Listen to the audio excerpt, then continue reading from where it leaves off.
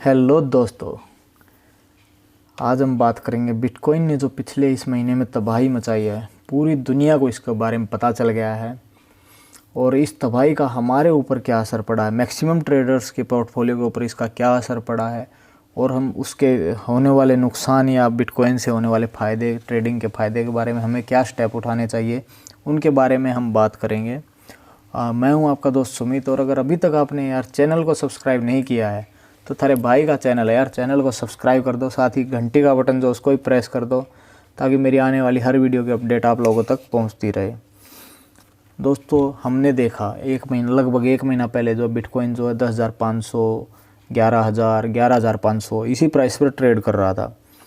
अचानक से जो है क्रिप्टो मार्केट में बूम आया और बिटकॉइन का प्राइस जो है अचानक से हम कहें 40 to 50% जो पंप हो गया है। पंप हुआ अच्छी बात है, लेकिन अगर हम देखेंगे तो 90% ट्रेडर्स के जो पोर्टफोलियो इंक्लूडिंग मी, सभी के पोर्टफोलियो जो हैं वो डाउन हो मिलेंगे आपको। और हम गलतियां क्या करते हैं, कुछ जो मैक्सिमम ट्रेडर्स होते हैं उनकी जो सबसे बड़ी गलती होती है, जो नए ट्रेडर होते हैं या जो नौसिखिए ट्रेडर होते हैं। मैं नौसिखिए ट्रेडर से मेरा मतलब ये नहीं कि आपको 1-2 महीना तो आप नौसिखिए हो सकता है आपको 5 साल हो गए हो फिर भी आप नौसिखिए जैसी हरकत कर रहे हो अब तक। वो क्या करते हैं, सिर्फ यूएसडीटी में ही ट्रेड करते हैं। किसी भी कॉइन को वो क्या करते हैं, सिर्फ यूएसडीटी के पेयर में बाय करने की सोचते हैं कि इसका प्राइस इतनी यूएसडीटी हो गया, ये हो गया। तो वो जो है लॉन्ग रन, अगर सपोज कीजिए वो लोगों ने अगर अपना पोर्टफोलियो 1 लाख रुपए का बिटकॉइन भी अगर उन्होंने लिया होगा ना 2017 से पहले भी, तो भी वो सिर्फ 1 लाख के 2 ही लाख कर पाए होंगे, क्योंकि जैसे ही उनको 1 लाख से 1,000 रुपये प्रॉफिट मिला होगा वो लेके अपना सेल करके यूएसडीटी में निकल गए होंगे। मतलब आप सपोज कीजिए अगर आपने 1 लाख रुपए इन्वेस्ट किए होते बिटकॉइन में ही, एक बिटकॉइन आपने ले लिया होता, तो जैसे ही बिटकॉइन 2-3 हज़ार रुपये पंप होता आप उसको बेच के यूएसडीटी में आ जाते। उस टाइम पे तो यूएसडीटी था भी नहीं, फिर भी आप अपनी जो है रियल मनी ले लेते। अब भी जो है, अब क्या करते वो हैं जो ट्रेडर होते, बेवकूफ़ ट्रेडर, वो बिटकॉइन बढ़ाने के बजाय यूएसडीटी बढ़ाने की सोचते हैं। हालांकि यूएसडीटी भी अच्छा कॉइन है, आप यूएसडीटी रखिए, आपके पोर्टफोलियो में होना चाहिए, लेकिन यूएसडीटी आपके पास होना चाहिए सर्टेन समय के लिए। बिल्कुल एक्सट्रीम प्राइस जब डंप हो तब आपके पास यूएसडीटी होना चाहिए, और जब एक्सट्रीम प्राइस पंप हो तब आपके पास बीटीसी होना चाहिए। ये 2 कॉइन आपके पोर्टफोलियो में होने चाहिए। प्राइस डंप हो तब भी आपके पास बीटीसी होना चाहिए। इसका फ़ायदा क्या होता है, अभी आप करंट मार्केट के एग्जांपल से आपको बेनिफिट बताता हूँ। क्या बेनिफिट होता है,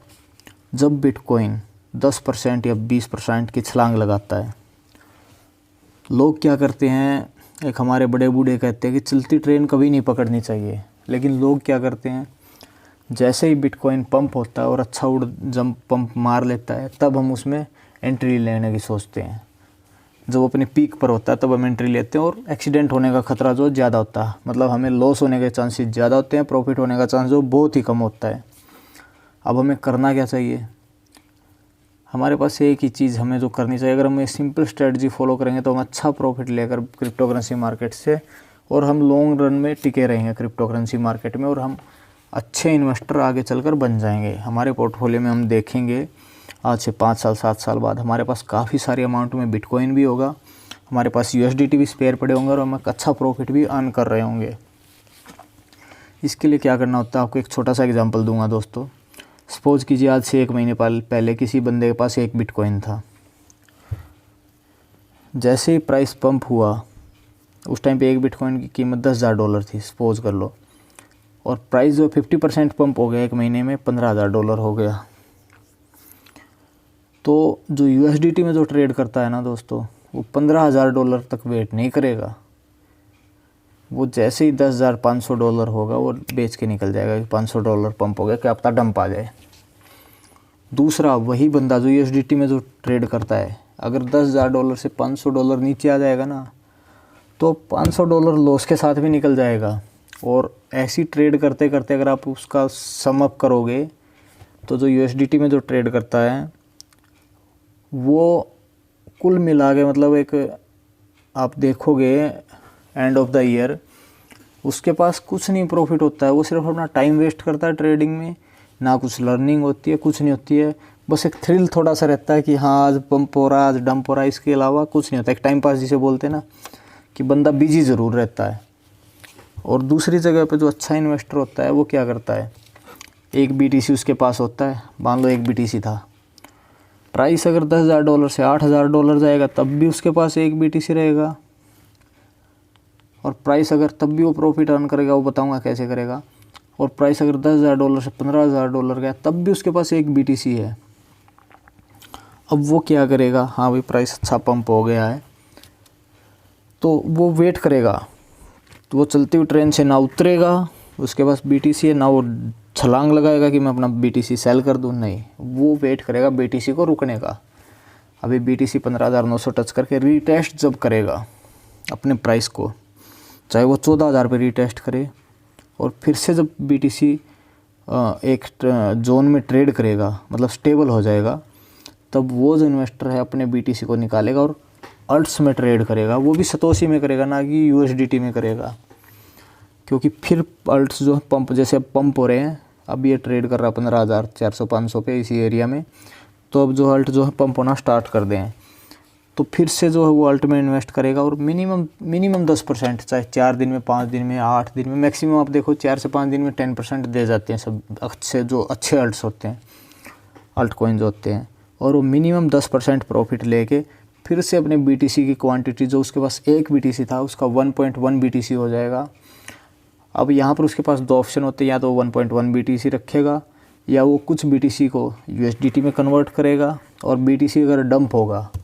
15,000 से फिर से 10,000 पे आ जाएगा तो वो अपने BTC को बेचेगा नहीं। डंप होगा तब भी जो अल्ट्स के अंदर डंप आएगा, BTC अगर 10% डंप होगा तो अल्ट्स जो 20% डंप होंगे। अल्ट्स पंप तभी होते हैं जब BTC स्टेबल रहता है, क्योंकि जो इन्वेस्टर होते हैं, अगर आप देखोगे कि 60% जो है डोमिनेंस रहता है क्रिप्टो करेंसी मार्केट में BTC का, लेकिन जब BTC स्टेबल हो जाता है तो डोमिनेंस जो है 50% तक आ जाता है। इन्वेस्टर जो होते हैं वो अपना जो पैसा है BTC से निकाल कर अल्ट्स में इन्वेस्ट करते हैं, और जिस चीज़ में कोई इन्वेस्ट करेगा इसका मतलब उसकी डिमांड बढ़ रही है, ऑटोमेटिक प्राइस बढ़ेगा उसका, और जो पहले इन्वेस्ट करेगा वो अच्छा प्रॉफिट लेगा। हम लोग लेकिन क्या करते हैं, हम लोग सोचते हैं जब टॉप गेनर में कोई कॉइन आ जाता तब हमारी नज़र उस पर पड़ती है, और हम सोचते हैं कि इसके अंदर घुस के 1-2% प्रॉफिट ले लेते हैं, लेकिन हम घुसते हैं और हम 1-2 प्रॉफिट लेने के बजाय 8-10% प्रॉफिट लॉस करवा के अपना एग्जिट कर जाते हैं। तो दोस्तों ये जो स्ट्रेटजी है, मतलब एक तरह से आप लोगों को सलाह दे रहा हूँ, जो पुराने ट्रेडर हो तो मैक्सिमम जो अच्छे ट्रेडर हैं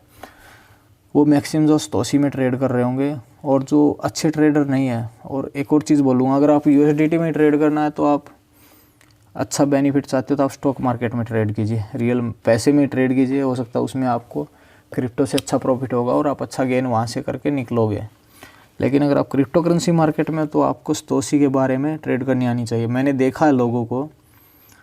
जो मेरे से पुराने ट्रेडर हैं या जो अभी भी हैं, जो जिन लोगों से मैंने क्रिप्टो करेंसी के बारे में पता कि चला था, अगर आज मैं उन्हीं से बात करता हूं तो उनको आज तक सतोशी के बारे में नहीं पता होगा, क्योंकि वो लोग सिर्फ क्रिप्टो करेंसी में आए थे पैसे को देख कर, ये 5 रुपये का कॉइन है, ये 10 रुपये का है, ये ऐसा है। तो दोस्तों उम्मीद करता हूँ वीडियो आपको काफ़ी अच्छी लगी होगी, और वीडियो अच्छी लगी है तो यार चैनल को सब्सक्राइब कर दो, घंटी का बटन है उसको प्रेस कर दो, थारे भाई का चैनल है देख लियो।